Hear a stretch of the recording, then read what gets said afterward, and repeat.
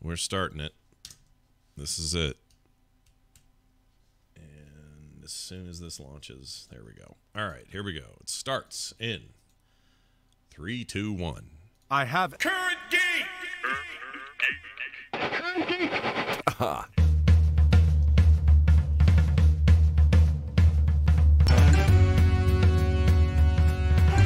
Hello and welcome to the Current Geek Film Festival, a special monthly look at the greatest films of all time from a geeky perspective. I'm Scott Johnson. He's Tom Merritt.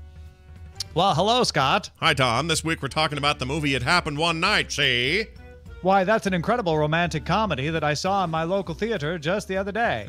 my local theater, I mean the television in my living room. The cinema. I went down to the cinema. The movie house, the picture show. It's a hell of a picture, Scott. We are definitely pulling from that era, everybody. 1934's It Happened One Night, a film I had no familiarity or knowledge of previous to our decision to watch this for this show. So, my first time, Tom. Your first time too, though, right? Yeah, my first time too. This is our second Frank Capra film in the Current Geek Film Festival. Yep. It was released February 22nd, 1934. Screenplay by Robert Riskin, based on a short story by Samuel Hopkins Adams called The Night Bus, or rather just Night Bus, no the. And it's very loosely based on that, in that there is a bus that goes at night at the beginning of the story. I didn't know much about this. I had heard it bandied about as sort of the prototype rom-com, the thing that set the template. It was homaged. I don't know if I'd say remade, but it was homaged several times over the years.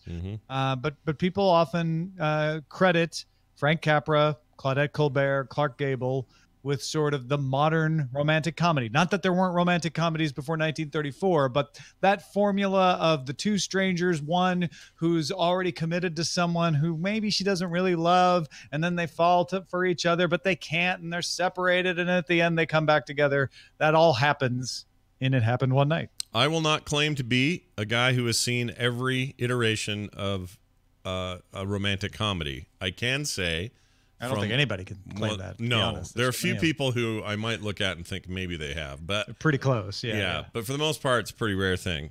I will say though, of all the ones I've seen, and I've seen most of the big ones because you know, your wife wants to see him. I'm not trying to make a stereotype. I'm just saying she's really into it. I'm not, so she knows what's coming. If the 27 dresses, for all I know, is about 27 different dresses, but it's about a lot more than that. She says we should sit and watch it. Made in Manhattan, OMAID. Another one. Yeah, and there's always this class difference I've noticed. Sometimes it's the man, sometimes it's the woman. Yes, and that is present here, and It Happened One Night as well. Yeah, and it is the template, like straight up the template. And to know that it existed in 1934, and in what I think is one of the, I mean, it's a really well-made, with the exception when people yell, but that's always true of movies in the 30s. But it's a really well-made and produced movie that doesn't feel as old as the year you're telling me it was made in.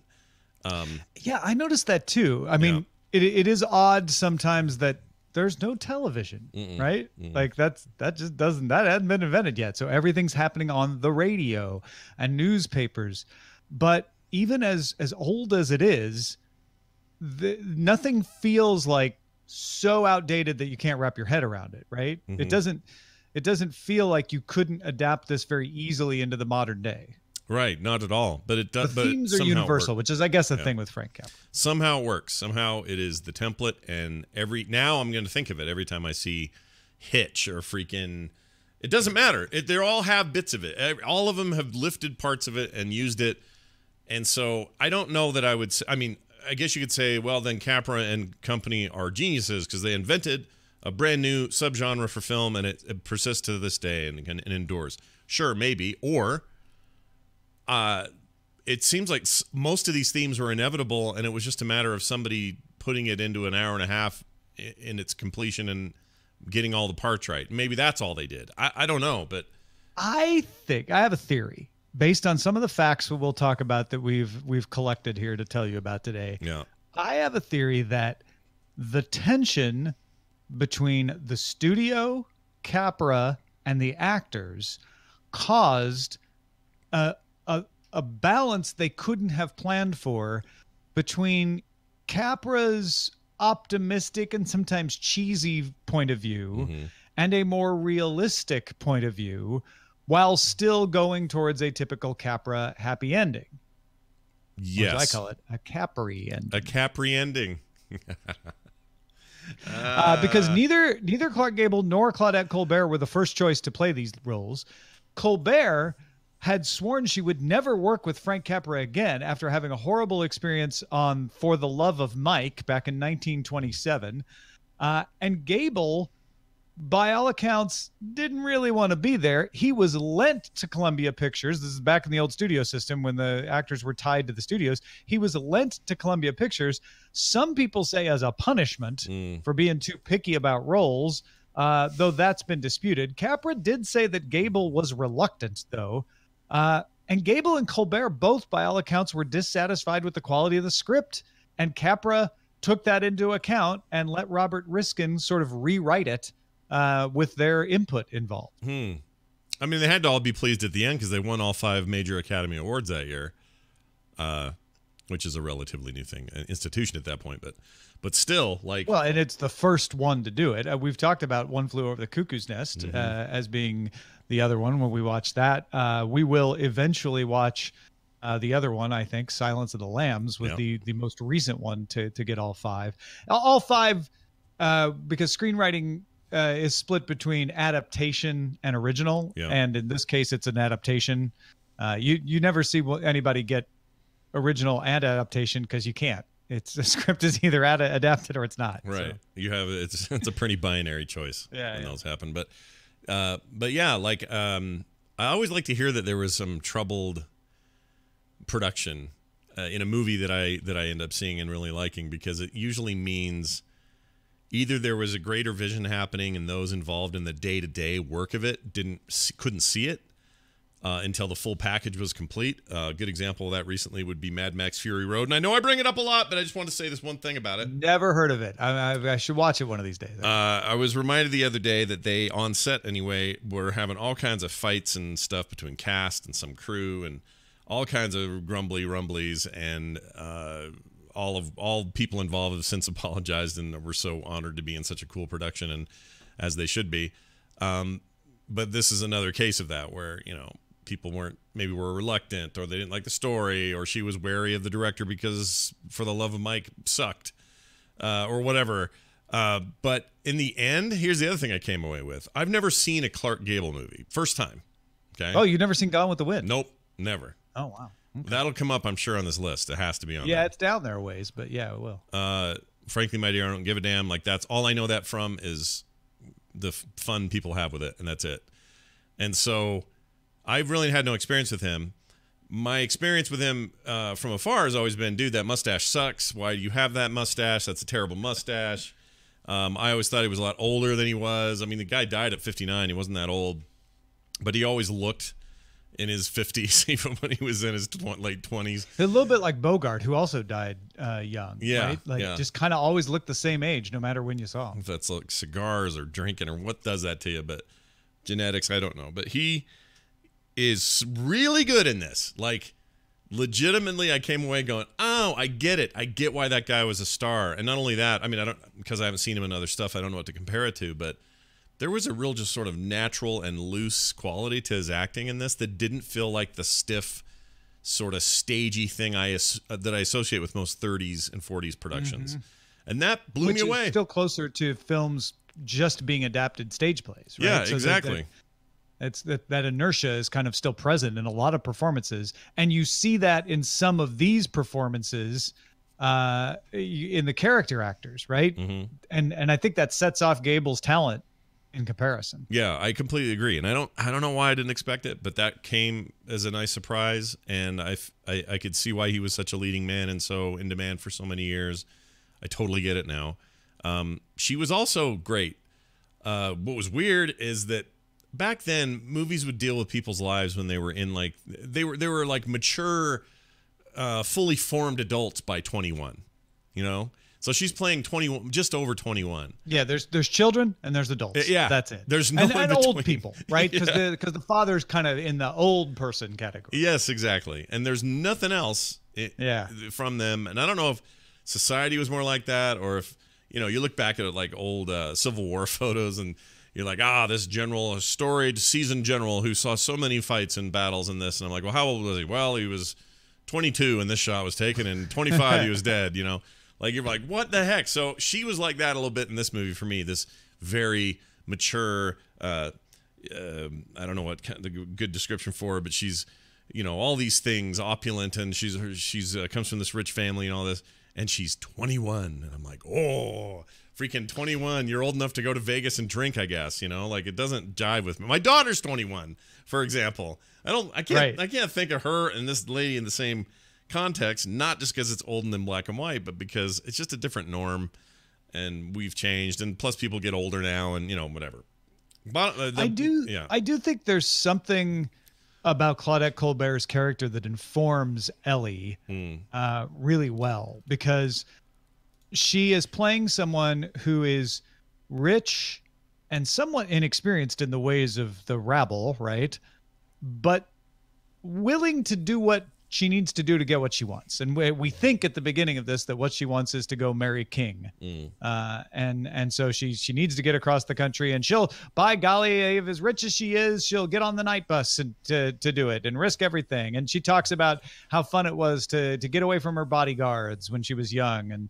And there's that classic 30s, like class disparate conversation with her and Clark Gable. But I think one anecdote from the filming sort of shows that Colbert was kind of that person herself, because she initially would not do the scene where she pulled up her skirt to entice the passing driver to give them a ride when they were hitchhiking, saying it was unladylike. But then when they brought a chorus girl out as a body double, she got outraged and said, get her out of here. I'll do it. That's not my leg. I love it. Sassy early Hollywoods, man. Just, that's not my leg. I'll do it. See, I put it at the end again. But and that scene, just since we're talking about it, I mean, how many times have you seen that scene parodied? You probably didn't know it came from It Happened One Night. I have no idea. I'm sure it wasn't the first time anybody had done that, show a little leg, but this is the famous one. This is the one that everybody knew. Well, it suddenly clicked. I saw it and went, oh, all of those things, the cartoons, like the Warner Brothers stuff of the time, which should we talk about? Well, you know what? We ought to talk about that, because influence here. It's alleged, but I love it. So yes, Tom sends me this text and got me even more excited about this movie. So tell me the connection.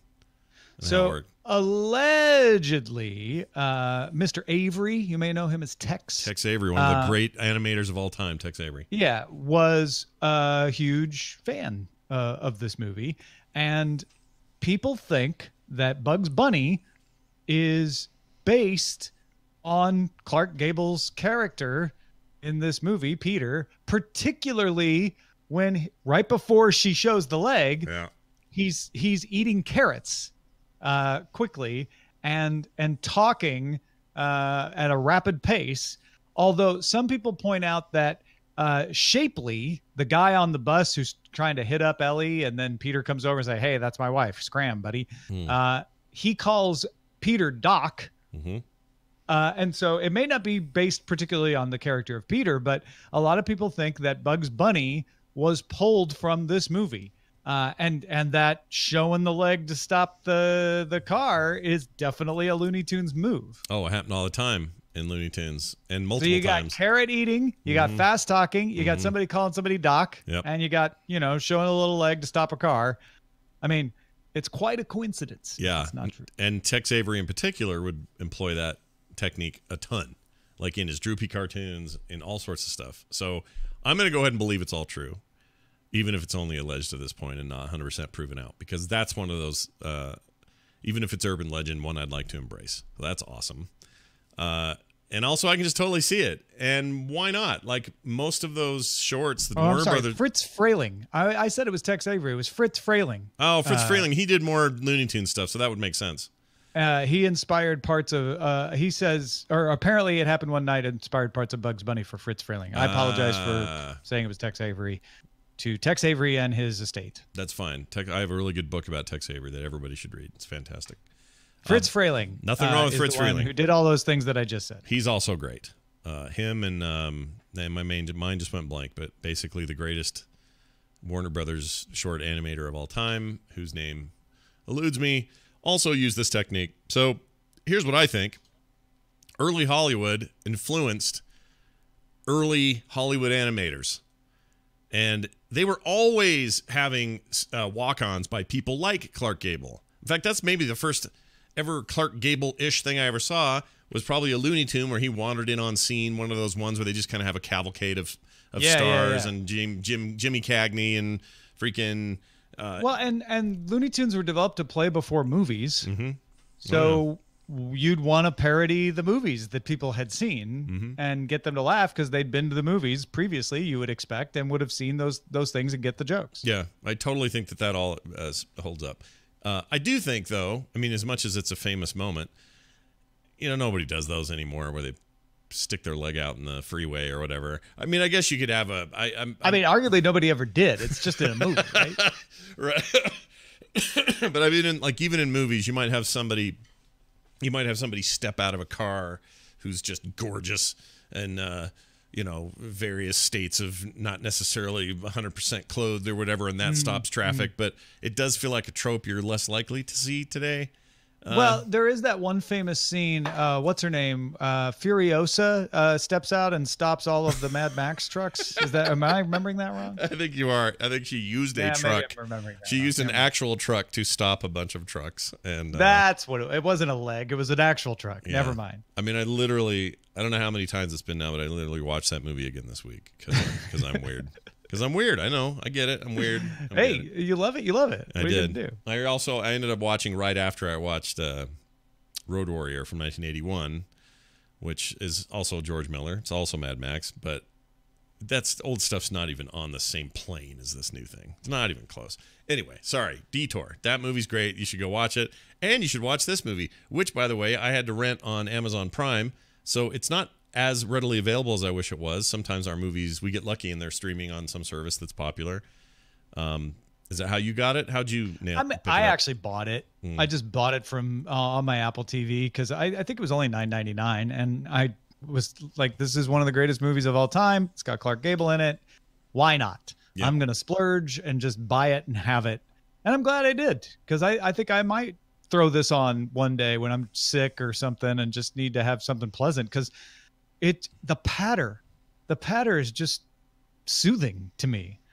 I loved that it's a good story with good acting, and yet still has that 30s patter that is a thing that I mean, it definitely, as much as we said, like, the story holds up to a modern viewing, the feel of everything, the aesthetic is very 30s. Oh yeah, like just the height of his pants. Like, that's a small thing, but it's all, every time I noticed it, every time he had to go change clothes, which happened a lot in this movie, felt like, those back in the day, they wore him up to here, and they got the crazy suspender unit deals, and their shoes have some kind of weird clip-on suspender things happening, and everyone's driving Model Ts and stuff, or whatever they were at the time. I don't know what equivalent. Yeah, those open-top cars and everything. Yeah, it was just it's a thing of its time. Columbia, the studio, according to the notes, did not believe in it much, and therefore did not advertise it. This is another example. How many times have we watched a CurrentGeek Film Fest movie, and it's like, won all the Academy Awards. Nobody believed in it. They all thought it would suck. Yeah. So what was it all? Word of mouth? Was it word of mouth? Was it like that sort of thing that drove its popularity? Because it got pretty popular pretty quick. Well, the critics liked it. But the first run in the big cities was just average, and that's exactly what Columbia thought. They're like, we're not going to waste a lot of money advertising this because, it's going to get a few people, whatever. But back then, after you'd have the big release in the big cities, you'd release it out into the secondary market. And that would be places like, I don't know, Greenville, Illinois. I mean, I know we used to not get the movies the same time you'd get them in St. Louis. You'd have to drive into St. Louis to see them, even back in the 70s. So during that secondary run, word of mouth began to spread, and the ticket sales started to pick up, especially in the smaller towns where the film's characters and romance kind of struck a chord with moviegoers, because They weren't surrounded by big luxury. So when they saw them on the bus or walking around in the countryside sleeping in hay, people are like, yeah, okay, this movie's a little more familiar to me. And it turned out to end up being a box office smash, probably one of Columbia's biggest, if not their biggest, by, if you adjust for inflation, to date. Yeah, and the way things work today, if a movie does a similar arc, it's almost always crapped out in the theater, quickly moved to video, and then finds new life on video, or whatever that is. Now it's streaming, used to be DVD. The secondary market of the small towns has been replaced by airplanes and on demand and all that. Yeah, exactly. So here's my fun little trivia question for you that I didn't tell you about before, so this is totally on the spot. Do you have a favorite movie that tanked in the movie theater, but then later either resonated with you more on video, or because you discovered it there, or because it got popular and you heard about it there? Like, do you have a favorite movie like that stunk it up in the theaters but kind of killed it at home? Because I got one. Yeah, like a movie that later got the accolades it deserved. I mean, the first one that pops to mind is The Princess Bride, which did just kind of okay in the movie theater and became a cult classic. To this day, that thing is still huge with everybody.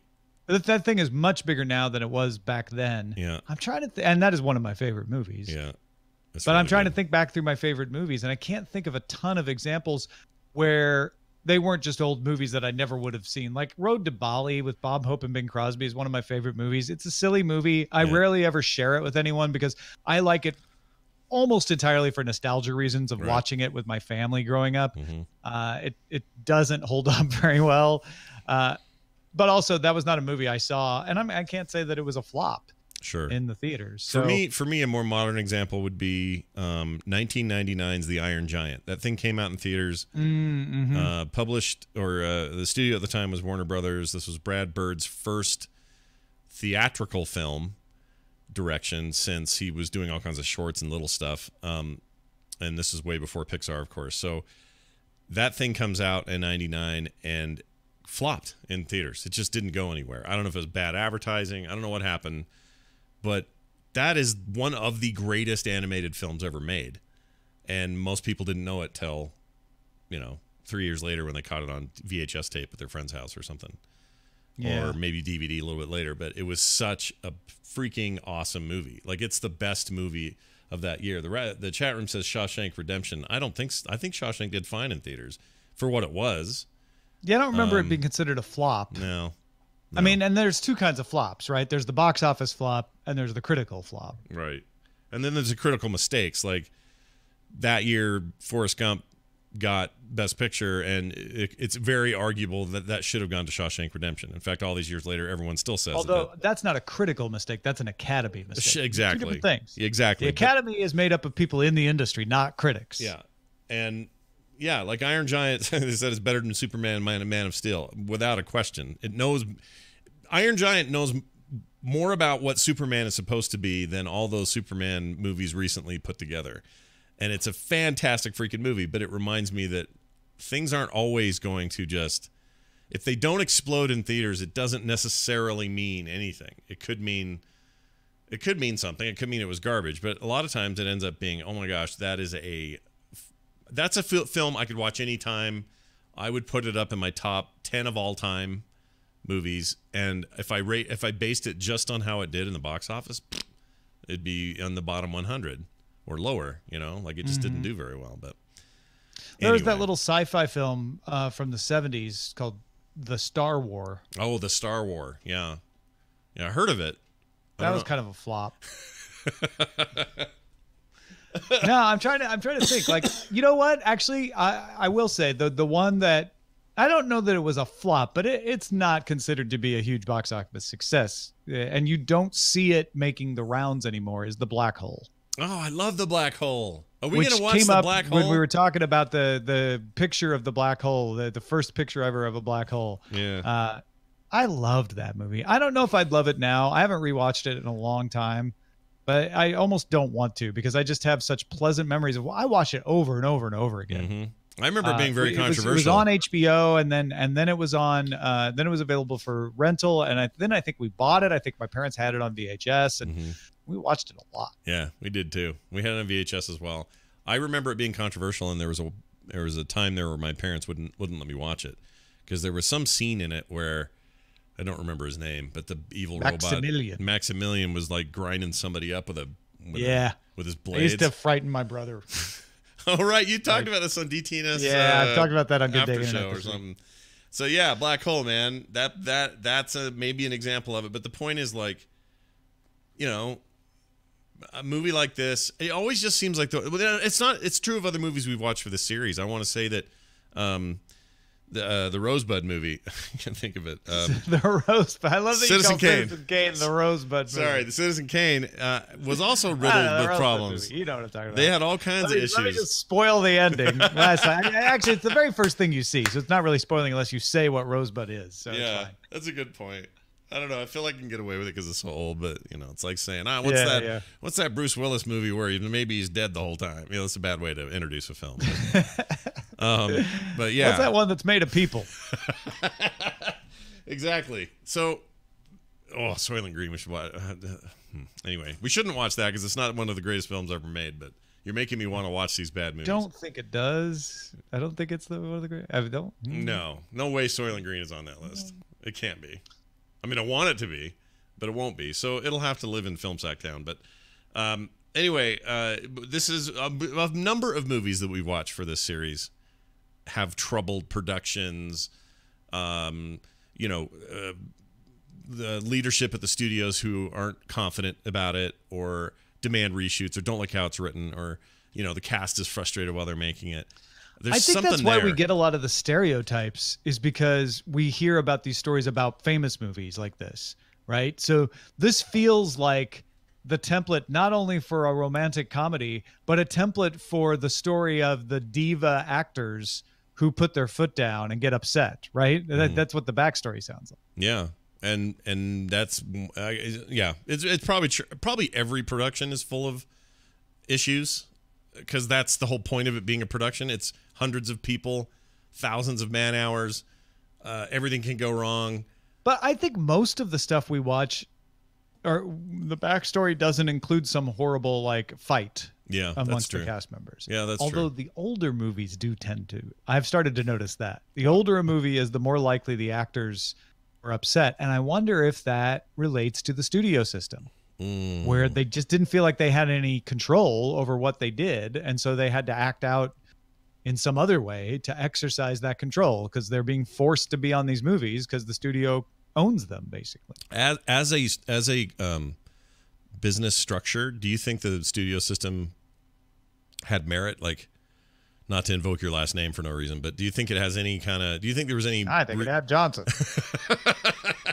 A good volume of Johnson. No, was that ever a good idea, or was that always doomed to fail, or not fail but go away? Like, we've never really talked about that. I think about it, and it is the same logic behind sports teams having their players on contract. Yeah. And saying you can only play with my sports team. And in a way, if you think about it from that respect, think about it from the current situation, right? Not the old sports team situation, but the current situation where a player signs a contract and says, I will be a member of your sports team for 5 years, after which I'm a free agent. I mean, that was the studio system. Yeah, actors weren't signed for life usually. They were usually signed for a number of years. It may be a large number of years. I may be misunderstanding the studio system, so I should back off on saying that. But the idea was, you're replaceable. You're talent, and so we want to lock you up. We don't want you flitting around because it's bad for business. Right. And I think I've tried to wrap my head around it because I don't know enough about the studio system, and I don't want to walk into saying something that's wrong because I think I already have. But what I will say is, from the business point of view, being able to lock up the talent is a mindset that says, I want to win over all my competitors. There's not room for all of us. I want to have the best actors. But there is also the business reality of sometimes I won't be able to employ them best, and I can make a little money by lending them out. And if we all do that, then we all benefit. But it's all at the benefit of the business. And what breaking down the studio system did was say, hey, give the actors some control. Yeah, And put them in charge. I Or think they're the ones with the power, sort of. that can be abused by actors who are big and powerful and demand huge box offices, I suppose. But all in all, I think in general it benefits not only the actors but the studios and the viewers and the people who go to the movies, because we now get to see more combinations of actors, and the best actors for a part get to be considered, and often more actors will be used because you're not just using somebody because you already had them on contract. You'll go out and try to find somebody new or fresh. I think on the whole, it's 99% better to not have that old studio system. I think all the reasons for having it were reasons that benefited Henry Mayer and other people sitting up in the offices. Yeah. Mr. DeMille and those people.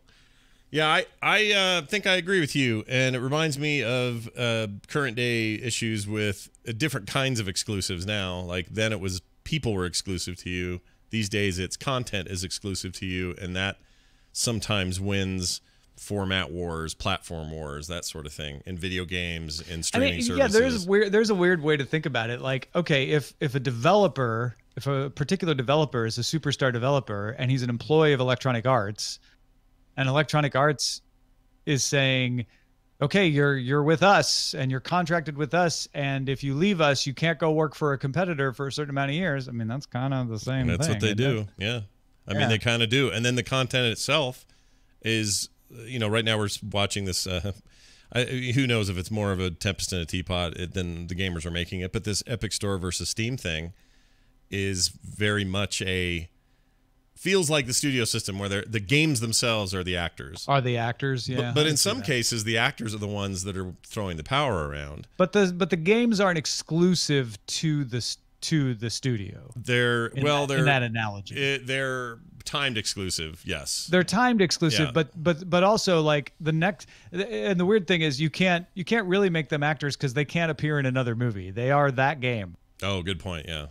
Well, So I guess the analogy so. kind of breaks down. I guess so, but they also, in theory, could be though. They could say, hey, our game, the developers of the new Metro game, for example, they could say, well, look, we're exclusive for 6 months here on Epic, but also we have this smaller indie game that we made, and we're just going to put that on Steam, GOG, and everywhere else. It's day one, and that comes out next week. The game studio, which is if you make the game maker the actor, that makes more sense. And in that case, it's not the same at all, because even though one game may have a limited exclusive one place, the other games they make can go anywhere. And even that game is only limited exclusive. It's going to show up everywhere eventually. Yeah. Plus, it was a simpler analogy in the 30s with film than we have now, because the layers and who gets paid in video games, like the Voice Actors Guild is super pissed all the time and don't get the recognition and money they deserve. And so there's like little mini battles all up and down the chain. Whereas in Hollywood, it was just, I mean, I'm talking out of my lane here too a little bit, but it seemed like it was just, you're our actor and you'll work here, see? And that was just the way it worked. And if you got out of there, it was because you were lent to somebody or you did something super rebellious or whatever. Well, and that brings us back around to my idea that what makes a great movie is almost unpredictable. Right. I don't know that anyone can make a great movie intentionally. Like a great movie. I'm not just talking about a good movie. There's lots of ways to make a good movie. But to make a great movie intentionally may be impossible.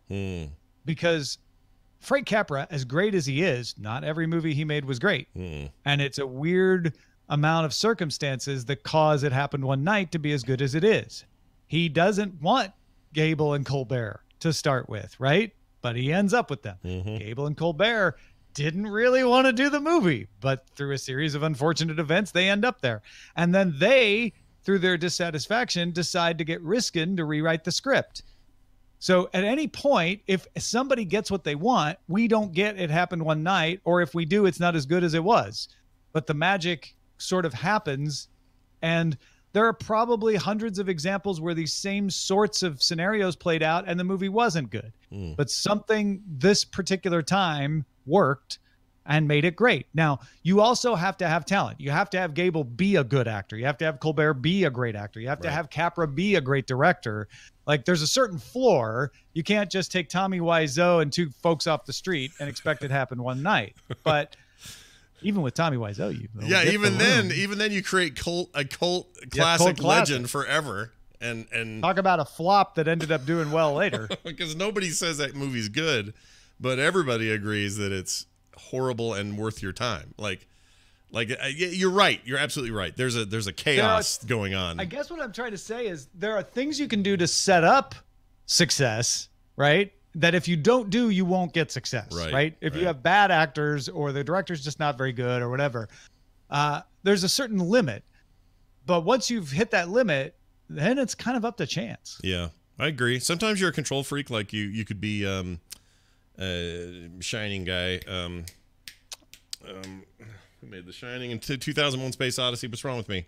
Stanley Kubrick. Stanley Kubrick. You could be that guy where he was so perfectionist about every point of every project and drove everyone nuts. But you could argue that the films were at least more his vision, if not better movies, because he had that level of control. It's not always going to be true with everybody else. You could have full control and make The Phantom Menace. That's a really good point. See, this is the thing. Like, The Matrix, an amazing first entry. Man, no one talks smack about the first Matrix. What an incredible action film. What a bunch of great ideas. Every little puzzle piece dropped into place where it was supposed to go. Sequels should have been a no-brainer. And I think they're proof that the first one was a magic mess and just worked. And the other two, they tried to do it again and they couldn't do it. So, I mean, I think Kubrick is a really interesting example because he may be the exception that, I don't know, maybe it proves the rule, maybe it doesn't, but he may be exceptional in that he is a person who could, through sheer force of will, make a good movie somehow. Yeah. Yeah, that guy.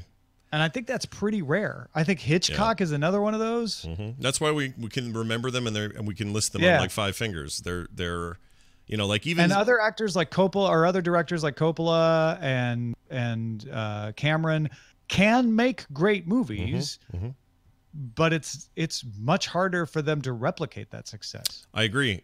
Spielberg maybe becomes the closest to being able to consistently replicate it and then exceed expectations here and there. Man. Like, he has if you his really issues. Look at the breadth of the work.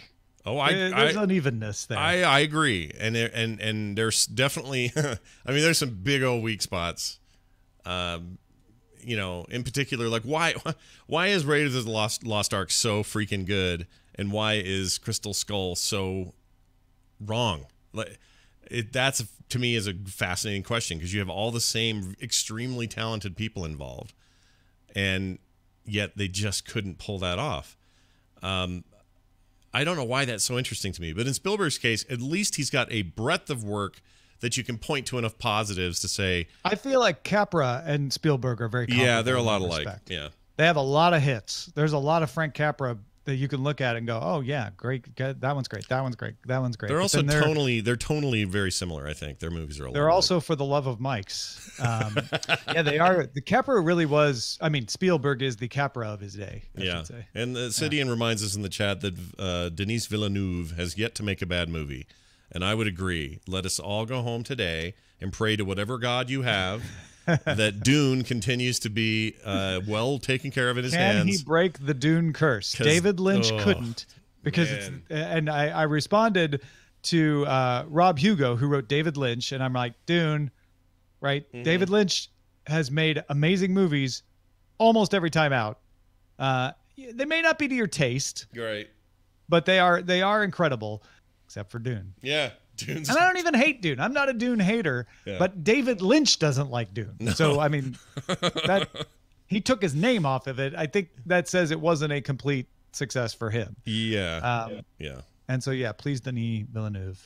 Oh, I'm so I have incredible confidence because he hasn't made a bad movie. And not only that, they've all been really diverse and interesting. And he took Blade Runner. Kubrick. Can he just always make it happen somehow? Maybe. He's that new guy. I really do think in years we'll look back and go, that was one of our guys. That was one of our dudes. That was the Kubrick of our time. Yeah, he's incredible.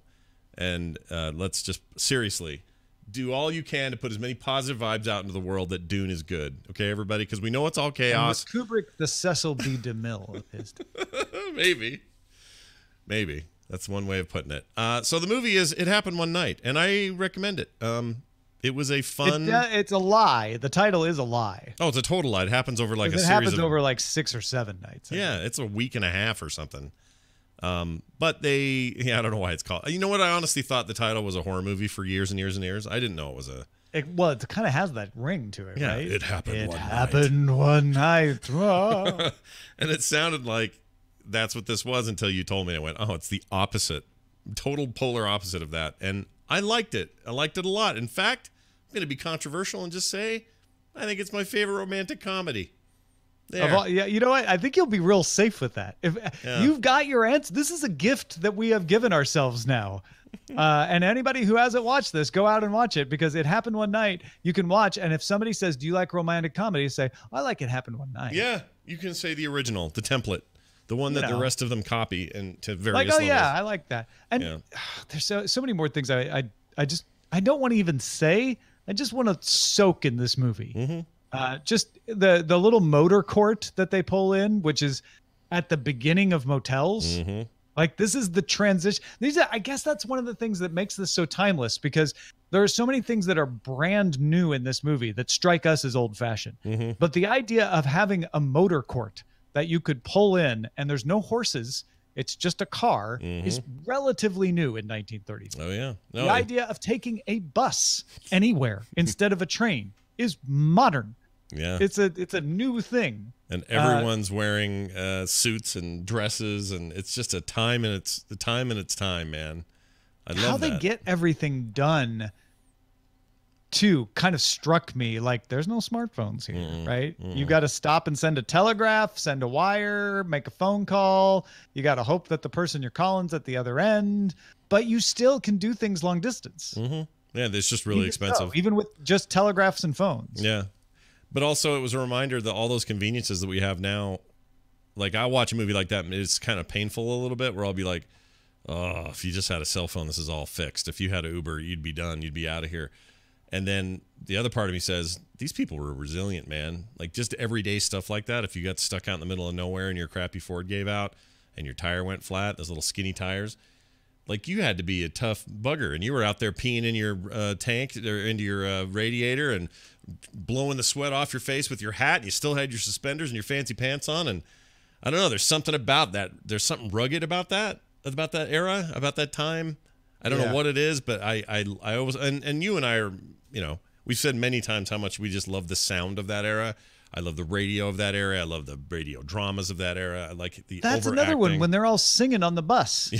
Yeah. And it's like a thing that people like, not, oh gosh, I wish that guy was shut up. Yeah, right? no, yeah, that like was nobody's sticking headphones in their ears. That's the only music you're gonna get on that bus. And they were into it, man. And then they wanted to join in, and the other guy wanted to take over the next verse, and thinking that is not we're so far from that now, and it's not. Well, and it is, of course, a grave reminder of the dangers of folk singing on a bus, which is why we don't do it anymore because that bus driver gets too involved and crashes. Yeah. Plus, I would just assume that the hitchhiking would end in somebody putting lotion on the skin, or it gets the hose. Like I don't trust any of that stuff in a modern like era. the worst thing that happens is that the people in the motor court feel like maybe they got bilked for a room because Peter left. They don't realize he's coming back. Yeah, and it is a Model T, actually. Is it a Model T? Okay, yeah. That thing was overheating. Right. Was having trouble. It's also an auto gyro. Oh my gosh! All helicopters auto gyro. When they said there's an auto gyro waiting for you outside, I was like, "Are you kidding me?" I had to pause it. I had to rewind that 10 seconds and just. He's going to land on the lawn in an auto gyro. Oh, can we call him that now? That'd be fun. This is Bill in the auto gyro. There's traffic on I-15. Yeah. That'd be great. Oh, look! By the way, auto gyros fill the skies in Los Angeles quite frequently for many reasons. So I will have plenty of opportunities to talk about the traffic. Is that a traffic auto gyro or a police auto gyro? Yeah, are they chasing a suspect in a crime with that auto in a Model gyro? T? Is there a Model T chase? Oh, by the way, $39.60 when he presents that as the bill, like works really well now. That's a lot more money. Oh yeah, back then it was a ton of money. Back then. Yeah. Okay? Anytime they said like $20 or $25 in this movie, they were talking about me or you saying $500, $600, $700. Yeah, right. Right. Yeah. Like that. So I mean, I know it's nothing to the rich, father of Ellie, but I was like, wow, $39.60, that's quite a bit of money he's asking for back there. That's like a down payment on that car of his or less. Yeah. This entire budget of this movie was $325,000. That's all? Yeah. That was a lot of money then, I guess. It was quite a bit. I don't know how you adjust for inflation. Especially if you're going to have an auto gyro. That's not a cheap shot. Let's see if this... Actually, I want to do this real quick. Inflation... Auto gyros weren't regular things. Those were pretty risky things back then. That's true. You didn't want to be caught in one of those. By the way, Peter D. Fisher is pointing out, yes, Peter D. Fisher, a helicopter and an auto gyro are not the same thing. An auto gyro has the plane attached with the front prop propeller. Yeah. Thanks for raining on our parade. Yeah. Wah, wah. All right, $39. Oh, wow. Did you figure it out? Yeah, I'm going to give this to you right now. That item would cost. Okay, yeah, I was about right. In 1934, if you spent $39 on something and then converted it to today based on this U.S. inflation calculator, $739.84. Yeah, that's a lot. Not nothing. No. That's almost $1,000. $25 or $24 would be almost $500. And so your 300,000, let's just do 300, is 5.6 million, which would still be considered right around what you'd pay for this style of movie today. Yeah, you could get away with it. That feels about right. Yeah. Like the budget for this movie, given modern sensibilities. You get Jennifer Lopez and what's his face McDreamy from Grey's Anatomy, or what's his face McDreamy. Yep. Yeah. He hasn't been on there a while, has he? I don't think he's been on that show for a long time. I don't think so, no. I thought that show was canceled, so I have no room to talk about nothing. Wicked Kitten 13 wrote in the chat room, that's what I get paid, but I'm not sure if she's talking about the $5.6 million or the 24. I don't know. Anyway, go check it out. It's available for purchase and rent just about everywhere that does that sort of thing. And, of course, DVD. I couldn't find... Well, I didn't look very hard, but maybe they're Blu-rays as well. But It Happened One Night is a delightful film. And I'm going to make Kim watch it because I think this is, like, totally up her alley. Yeah, I'm curious what she would think. I asked Eileen if she wanted to watch it, and she said, "Who's in it? Jack Lemmon?" And I'm like, "No, that's the '60s sort of homage version. It's Clark Gable and Claudette Colbert." So like, nah, never mind. Oh, too old, she says. Too old. Wow. Yeah. No, it's. I mean, I used to have the same aversion, and sometimes still do. But this thing we're doing here has actually broadened what I'm willing to watch, like, or at least take down my normal assumptions about that it's going to be boring or one note or too careful or whatever all my complaints about old Hollywood are. It's been fun to set that aside and see these things for what they are. So props to Wabbit Magic, by the way, for pointing out something that was bugging me and I couldn't figure out why. Alan Hale is the driver of the car who ends up being a con man. That's the captain, or that's the he's the skipper's father. Oh, he's the skipper's dad? Yeah. Oh, shut up. That's awesome. The skipper's dad, not even the skipper. All of which are dead. Everyone's dead in this movie, by the way. I did. Oh, everyone's. We didn't even talk about that. Yeah, right. Long dead. The camera can't even move. Cameramen are all dead. Everyone's dead. Yeah, Alan Hale's last movie was 1950. Yeah, Alan Hale Jr. was the skipper. Alan Hale Jr. was the skipper. That's a great little piece of... And then, you know what, he kind of... I mean, now that you say it, I can totally see it. But when he was singing away and looking all dopey, he had a familiarity to him, I guess. I'm a big Skipper fan. I like Gilligan's Island a lot. You know what? I looked him up in IMDb. And I was like, well, okay, he was in Robin Hood. And, he's a character actor. He's character actor in a bunch of movies I've seen. But like, that's not why. It was the fact that he's Alan Hale's Jr.'s father. That's what I didn't put together. Thank you, Wabbit Magic. That's amazing. Thank you. Like magic. Wabbit Magic swoops in with a rad piece of trivia. Our next film in the series next month, that'll be in May, will be The Maltese Falcon. Have you ever seen it? Bits and pieces, never the full thing. But I remember it being on TV. I remember them holding that sort of, it's, this black and white movie, so it holding this dark statuette thing. It's one of my favorites. It's up there. I guess I like Humphrey Bogart because this one's up there as one of my favorites. I actually bought Eileen a Falcon in Malta. Oh, wow. When I went there on a business trip once. That's a Maltese Falcon then. So I will bring it in and I will put it on I'll put it behind me. I remember it being in a glove box. Do I have that memory right? Somebody's car. sitting in the glove box for a bunch of Yeah, time? I think so. Okay. I have Well, and it's a MacGuffin. The Maltese Falcon itself is a total MacGuffin. Like, there's nothing really important about it. right, but you think it is, and it's like the briefcase in Pulp Fiction. You're just like, what's this for? And then it turns out to be not the point. But it's a legendary thing, and I'm excited to watch it with adult eyes and actually enjoy it. So that'll be next month, the Maltese Falcon, right here on the Current Geek Film Festival. A reminder that at the end of these shows on a weekly basis, Legal Geek swoops in and does cool stuff, like this week reviews the consent agreement ending the contentious lawsuit between Grand Theft Auto's developer and a maker of cheating software packages. If you are a gamer or follow that stuff at all, that's a fascinating bit of legalese going on behind the scenes in the gaming industry, so do check that out. That'll be right after we end here with Legal Geek. And before we go, we love your support, and we get it over at patreon.com/currentgeek. Super easy to remember. Plunk it into your browser. Boom, you're there. And you can support us simply and easily. If you're like, man, I got a buck here, I could throw it to these guys because I like their show a lot. We'd be super grateful if you did. That, again, is patreon.com/currentgeek. Tom Merritt, anything else you would like people to know about before we go? Yes, things. I would like them to know about things, things that are trendy, things that we're noticing in the world around us. You can join us in identifying what's interesting and weird about the world around you on It's a Thing with myself and Molly Wood.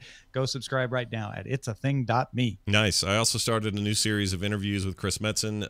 If you are familiar with my previous interviews with him on the Instance. I'm so mad at you. I'm so mad at you for how brilliantly you ended that episode. It's a pretty good leaving hanger. me just salivating for the next one. Genius. When I got through the edit, I went, "Oh my gosh, this is a cliffhanger," and I'm gonna totally do it. So I did it.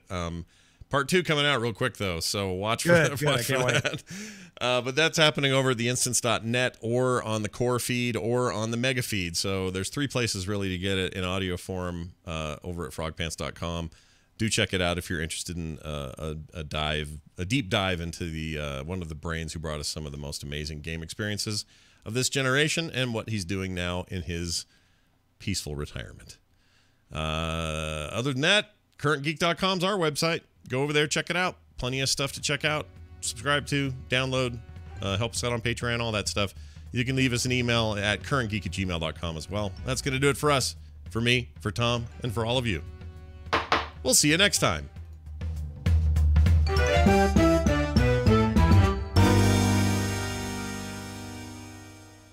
Can I tell you something? Yeah. I was